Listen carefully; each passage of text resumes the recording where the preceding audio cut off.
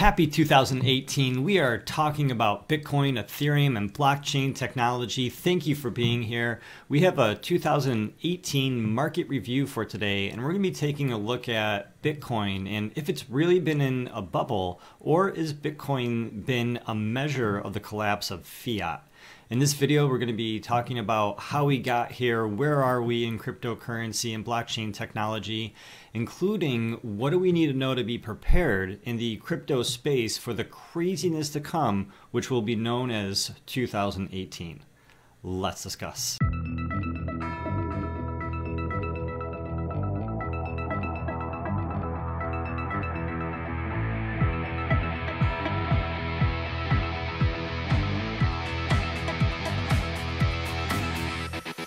Hello everybody, I'm Gary Palmer Jr., you're you, and together we are Minting Coins, your trusted source for crypto news, interviews, and ICO reviews. If you are new or not, please tap that like button and subscribe to our show to show your support. It helps other people find this content, and also leave your questions and your comments as you have them in the comments box below so your voice is heard as a part of this community. So in this show, we're going to be talking about Bitcoin, cryptocurrency. Where are we in the cryptocurrency space? How did we get here? Why are we even here in the first place? And where is this going? This is going to be affecting a lot of people. This is going to be affecting everybody that I know. At least from my perspective, there's a great chance that this is going to affect you or someone that you may know about in terms of this technology, this blockchain technology, and how it's going to infiltrate practically every aspect of our lives. Let me know, do you think blockchain technology is going to affect all of us, or do you think this is just another fad that's going to be coming and going like the internet was a big fad as well? Well, with that being said, we have a lot going on. There's a lot of excitement here at Minting Coins. We are going to be expanding in 2018. We're already able to share a lot of really interesting information with people in our community chat in Discord, patrons through Patreon, getting some early photos of some things to come. And we are just very, very excited about the amount of information we're going to be able to produce and share and learn with you going through 2018. So be sure to join our Discord channel down below. Check us out on Patreon and feel free to support our channel. Sign up for the newsletter at mintingcoins.com and learn more, be part of the community, because it's really exciting where all of this is going, and we're really excited to be building a platform where people can come together and learn. So with that being said, why don't we take a look at the market, go over some of the brief news and things that have been being said in the space, and let's discuss. Real quick, starting over here, before we get into the market review, just wanted to give a couple shout outs. And so I did want to give a shout out to Zencash, where we have a position in Zencash. And Zencash has been shooting up very nicely lately. Just wanted to bring your attention to this. And when you're looking at the coins shoot up and you see the market capitalization shoot up and you see the volume shooting up, when you're looking at the price, let me just hide most of this here. When you're looking at the price in the USD, it's great to see that this is increasing in value in terms of the USD, but when we look at the price per Bitcoin, we want to make sure that we're seeing that price per Bitcoin increase as well. And so what's going on here with Zencash? Why is Zencash seeing this lift with the market? Well, something that Zencash has going on is that Zencash has these secure nodes. We've talked about these secure nodes in the past, these secure nodes which are going to turn the Bitcoin blockchain looking traffic that is Zencash, and it's going to, I suppose, obfuscate that or just package that as a part of normal secure website traffic, normal secure SSL HTTPS website traffic. So the blockchain traffic coming from the Zencash network is going to be indistinguishable from normal internet encrypted communications, like from one SSL website to another. And so this has been affecting the Zencash price. To run a Zencash secure node, you're going to need about 44 Zen. You need 42 for the secure node, 1 for putting into the wallet to make sure that the node is recognized, and then for the wallet node separate than your wallet that holds the 42 Zen, and then you'll probably need 1 Zen to pay someone to set this up for you if you don't know how to set up a secure node for yourself. And so if you are looking for someone to help you set up a secure node for your Zencash secure node or for some of these other nodes, someone who has helped me in the past and someone who's helping me now with Zencash is Roland. Someone that has been proven to, shown me that I'm pretty sure is that he is capable of doing this, has done this successfully. And if you're interested in getting your Zencash secure node up and running where you can be creating so much Zen every month, then you can use this form right here to order that for yourself. So let me know if you have any questions. Real quick, I'll show you the calculator. So if there's about 5,000 Zencash secure nodes and the current price of Zen is $55 and it costs you even $20 for your VPS, then the one secure node, which currently costs $2,400, is going to be producing $83 a month. And it doesn't really necessarily seem like a great return on investment at first glance, but we got to recognize that if the price of Zen continues to increase, just like Dash and a secure node for Dash increased from $10 per Dash to $1,000 a Dash, instead of needing $10,000 for a Dash secure master node, you need $1 million now for a Dash master node. The same sort of dynamics may happen with Zencash, not because it has the same sort of playbook, but because Zencash is providing secure encrypted communications, secure encrypted sending of tokens, of blockchain technology, messages, and currency. And so it's really interesting to see that ecosystem, to see the support for Zencash and how that's moving Zencash forward.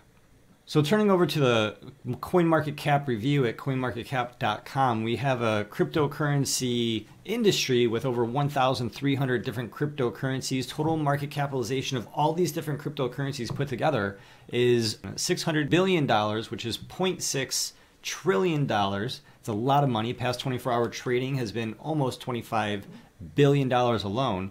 24 billion, 700 million. Bitcoin dominance pretty low, substantially lower from where we were seeing it in the beginning of December, and now it's all the way down to 37%. So what does that mean? That means out of the total $595 billion, 37% of that is Bitcoin, and so we have $224 billion in Bitcoin. It's just a lot of money that's in Bitcoin, yet we know that the ceiling is practically infinite, and the sky is the limit as to how far we can go. And if history is any indicator, we may see the value of the cryptocurrency space overall increase substantially as we move from the spring to the summer, as we're getting closer to the total supply of Bitcoin happening again into 2020. And so in the summertime of 2018, we will be halfway there from that happening. And so the clock is ticking. So in other news, I mean, wow, everyone's been talking about Ripple. We'd be remiss if we didn't talk about this. Ripple superseding Ethereum for the total market capitalization, currently over, about $8 billion more that Ripple has over Ethereum. We are thinking that this is a huge risk for holders of Ripple. If you're inside Ripple, what are you thinking? It's sort of crazy on one hand. On the other hand, maybe you're diversifying. Maybe you just have that much money. You just want to put your eggs literally in every single basket.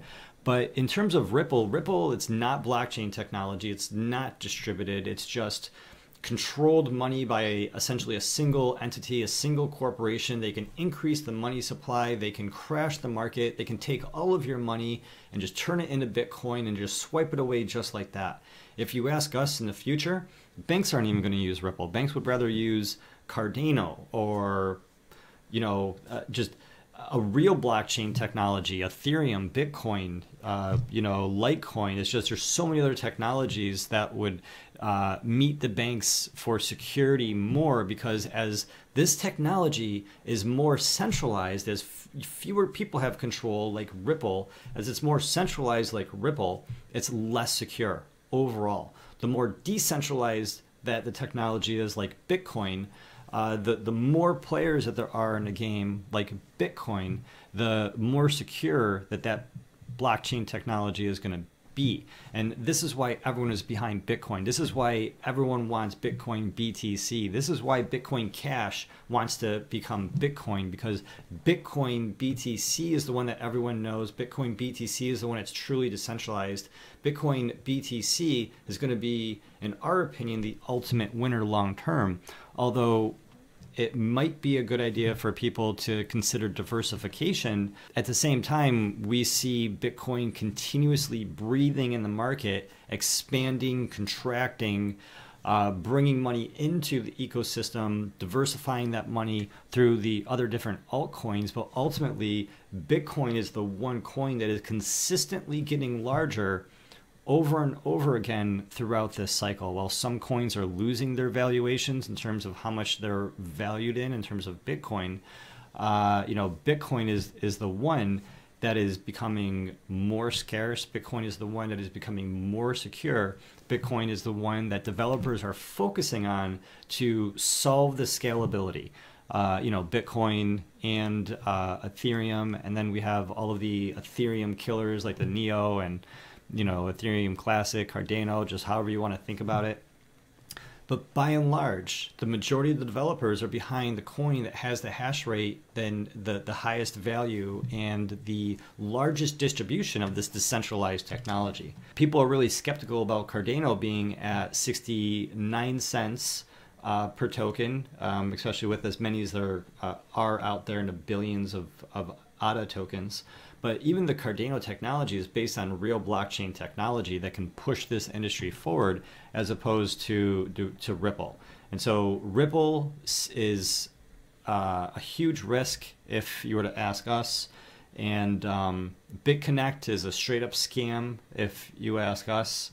But people are going to make their own decisions, because none of this is financial advice, and you're going to do what you want to do.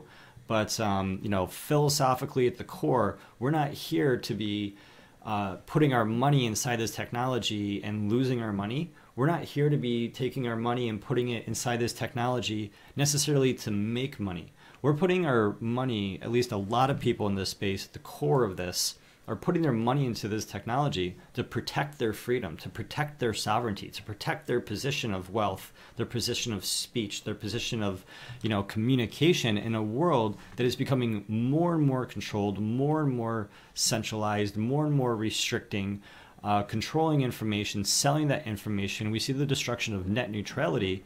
And even if you think that that's a good thing, the fact that companies are going to be able to have the ability to throttle and treat these different websites differently is going to create a huge disparagement of people's ability to communicate. And with that disparagement, people are going to seek the solutions that give them back their freedom, that give them back their ability to exchange funds or exchange communications, to publish information.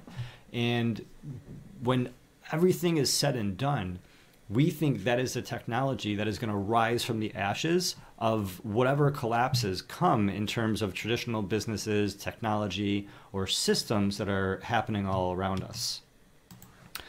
So real quick, some advice that we're reading, some advice that we want to share from you that is sort of pivotal for people's success in this industry is for you to do your own research. We have this article, 4 tips for cryptocurrency users for the new year, tips to help you that is pivotal for this industry. And first and foremost, do your own research. Be thorough. Trust nobody and validate the information that you believe is real. Second, don't get too attached to any one cryptocurrency. Even if it's Bitcoin, you want to look at Bitcoin, you want to be objective. You want to look at Bitcoin and you want to look for signs of centralization. You want to look for risks, you want to communicate those risks, and you want to have a say in the community that's going to help propel all of us winning, all of us moving forward together. So there's Bitcoin, there's Litecoin, there's Dash, there's Monero. Putting all your eggs in one basket is risky. And if anything does happen to Bitcoin, it is important to understand the alternatives out there. The alternatives like Litecoin, the alternatives like Monero, the alternatives like Zencash, the alternatives like Dash, so forth and so on. Number 4 on this list, educate as many people as possible about cryptocurrency. The more people in your life that have access to crypto, the stronger your community is going to be, the stronger you are going to be, because the more people that are going to have cryptocurrency in your local community, in your world community, the more people there are going to be that are going to be able to create an economy. They're going to be able to exchange goods. Things as simple as food, milk and bread and butter, and then other things as well, such as gasoline, fuel, energy, living expenses. And so the more people that have it, not just your friends, not just your family, not just the people in your circles, I'm talking everybody, as many people as possible, everybody if possible, including all of your enemies, everybody you don't like, people you don't normally talk to, as many people as possible, you want to have cryptocurrency in their lives. You want them to have a Bitcoin wallet, a Litecoin wallet. You want them to understand security. You want them to have their first transaction. That's going to do amazing things into helping everybody live and succeed in this new life moving forward.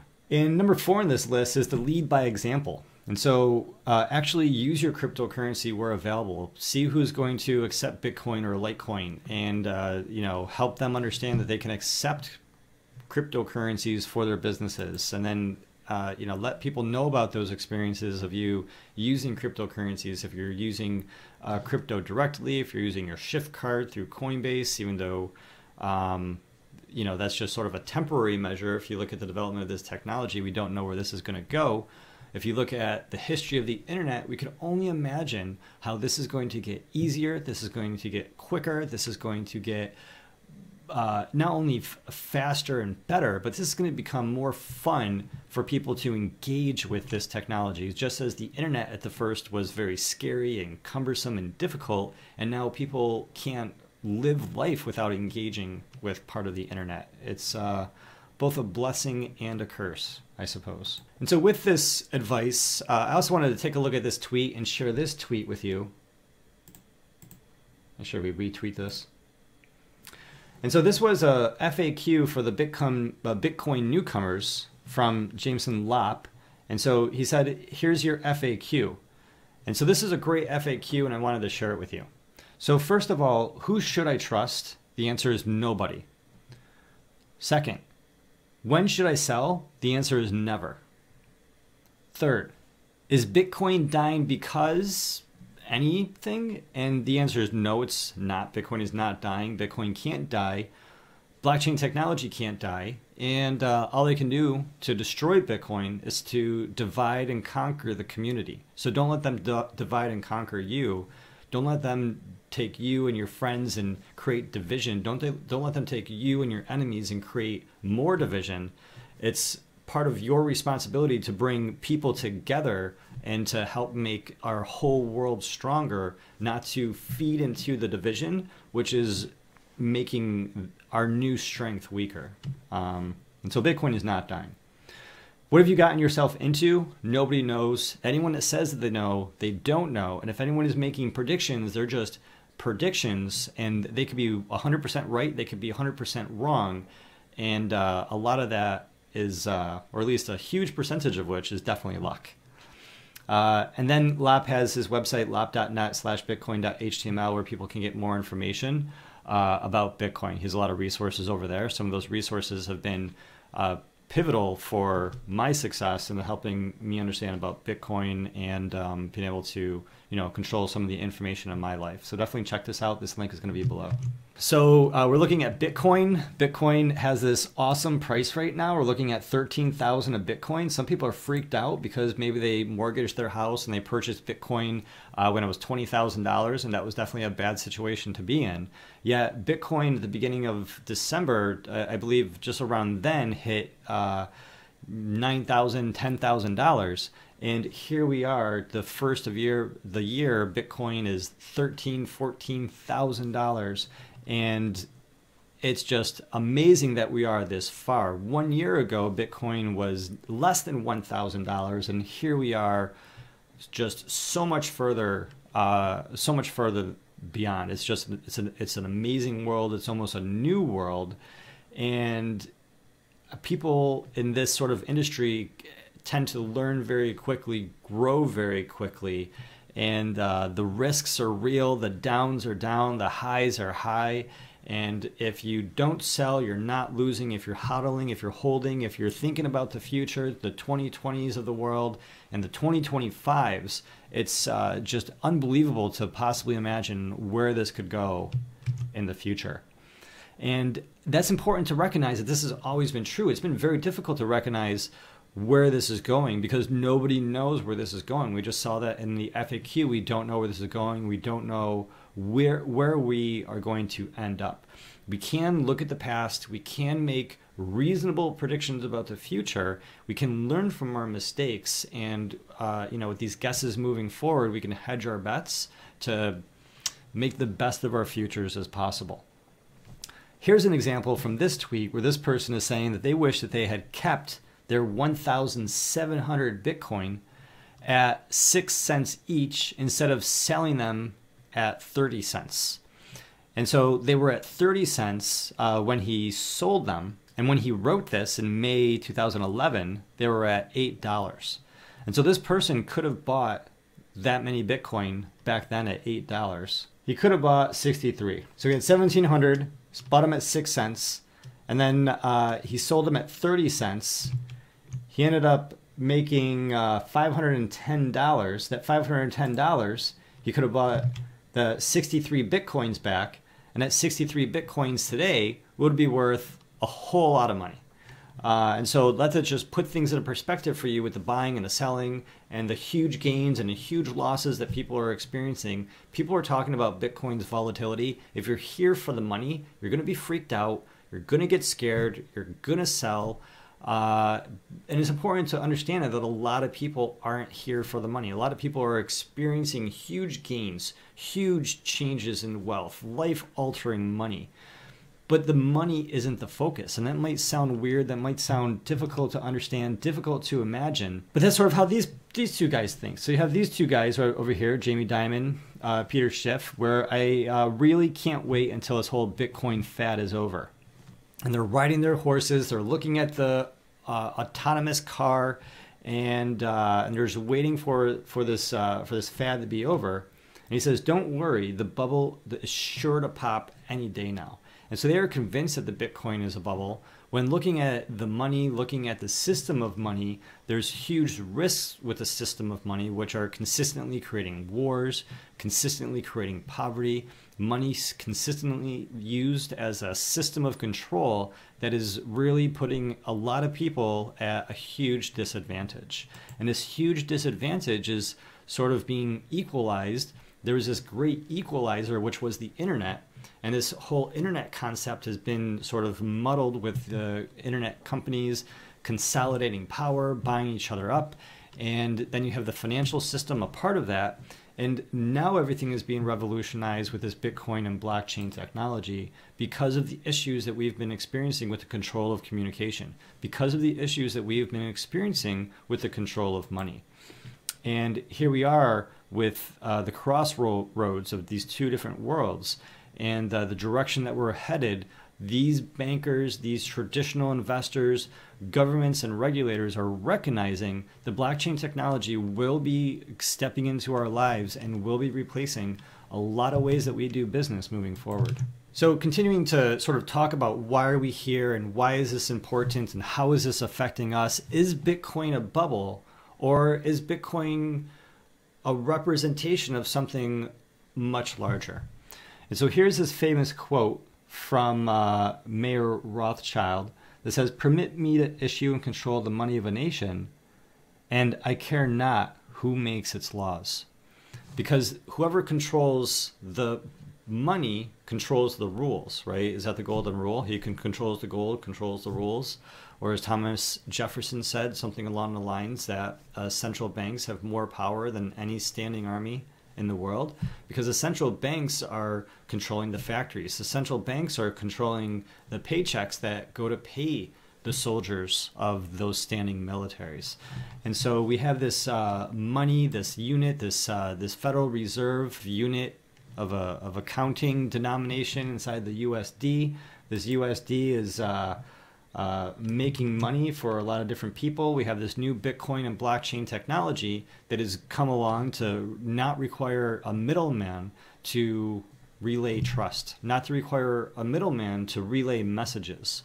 Being able to share a message with anybody or everybody and to not have to worry about anyone in the middle stopping the communication or manipulating the flow of the information, or stopping anyone from changing the accounting, from changing the records. And that's what the Bitcoin is. That's what the blockchain technology is. And we have Bitcoin. And so Bitcoin is allowing us to see this system. It's creating a hole in the matrix that's affecting people's perception of how the world works, asking people to ask themselves, what is money? And as Homer Simpson is looking in this meme right here, it says Bitcoin is not a bubble. It's actually a measure of the collapse of the fiat currency. Is the value of Bitcoin really going up? Or is the value and the faith of the dollar and the fiat around the world going down? And so that's what we're looking in at Bitcoin. And that's what we've been seeing echoed inside the community lately, getting back to this core, getting back to these roots of why we're here. Why is blockchain technology in existence? What was the first message that was in the first block that was mined, with the 2007 banking collapse and the Lehman Brothers going out of business? This was the focal point of the recessions and the collapse and the theft of the American money, the world money, which is why Bitcoin technology, blockchain technology is here to provide a fair and accurate system of accounting and system of transmitting messages. And so Vitalik just goes on to say that if all we accomplish is Lambo memes and immature puns about sharding, then he's going to leave, though he still has a lot of hope that the community can still steer in the right direction. Vitalik recognizes, and he's demonstrated over and over again that he recognizes that blockchain technology is here to change lives. Blockchain technology is not here just to make people rich. If that's why blockchain technology is here, then a lot of people will just walk away. A lot of people would not be here. A lot of people, this would not be the focus. The fact that that has an economic association gives a lot of energy and gives a lot of strength and gives a lot of excitement, but it's important to recognize why this is new, why this is different. Why is Bitcoin and blockchain technology life-altering, world-altering, history-changing, revolutionary stuff? I mean, this is like this is something that is so amazing. People think that, they speculate and fantasize this could have been created by a time traveler. Satoshi could have been a time traveler, an alien, just a team of people. It's just unbelievable, yet simple technology that allows this magic to work. And this magic is changing lives. This magic is feeding people. This magic is literally putting food and safety into the mouths and lives of people all over the world. And this is why we're here. This is what's happening. This is a part of the revolution of blockchain technology that Vitalik is seeking to lead, and that the people, the core, the world behind Bitcoin BTC, what they're seeking to achieve overall as well. And that's what we hear, that's what we see over and over again. We see Bitcoin Cash, we see it out there, we see people claiming it to be faster. Bitcoin is actually doing it. Bitcoin is working on it. The internet wasn't fast at first to begin with either, yet here we are with these supercomputer smartphones in our pockets, moving at a million miles an hour, broadcasting video all across the world. I have confidence that Bitcoin is going to achieve scaling, and a lot of these other coins are going to fall by the wayside. So if Bitcoin achieves scaling, if Ethereum achieves scaling, then that's going to solve a lot of problems that a lot of these other alternative currencies are seeking to solve. And then it's going to fundamentally shift people's usage of the technology, and then the second and third layer protocols and systems that get placed on top of those technologies for people to move further, into the world of what's happening, right? To play more games on the blockchain, to record more records on the blockchain, to conduct more business on the blockchain. And this is going to affect every single person's life in the entire world. And so just along these lines of scaling and Bitcoin scaling, I just wanted to also make sure that we're clear in terms of the Lightning Network, that the Lightning Network is currently being tested. This is live, this is out there, it is being rolled out. Lop puts things into perspective when he says, when will the Lightning Network be rolled out? And he says the rollout has already begun. This is actually happening. This is an iterative, distributed learning process. It's unlikely there will be a single point at time in which we say the Lightning Network is deployed, because it's going to grow organically. Just like SegWit. The software is never going to be finished. Businesses are slowly going to use, adapt, implement, learn, optimize, and then slowly and surely more and more players in the ecosystem are going to be using Bitcoin, running Bitcoin, using SegWit, using Lightning Network. And then we're going to see, where the muscle hits the road, and we're going to see Bitcoin's ability to increase its value. And then, consequently, if that happens, then we're also going to see the value of Bitcoin increase to a further level of exponential greatness. All right, so that's the end of our show. If you want to help us, if you want to support us, then I encourage you to come check us out at patreon.com/mintingcoins. We'd love to have you over here helping us, being part of the team. You can also come check us out over at mintingcoins.com. And over at mintingcoins.com, you can join us there as well. Give us, sign up for our newsletter, see what's happening, see what's going on. Yeah, like I was saying at the very beginning, we have a lot of really exciting things happening, and a lot of expansion for what we're doing in terms of the number of people we're going to be able to help online, the number of people we're going to be able to help in real life to learn about this technology. And I'm just excited that you're here, that you're learning about this, that you're a part of this journey with us. And then I'm hoping that you have good ideas too that can help us just make this a success for as many people as possible. So with that being said, thanks for showing up. Hit that like button, subscribe if you haven't already. We'll be talking again soon. And until then, I'm glad that together we are minting coins.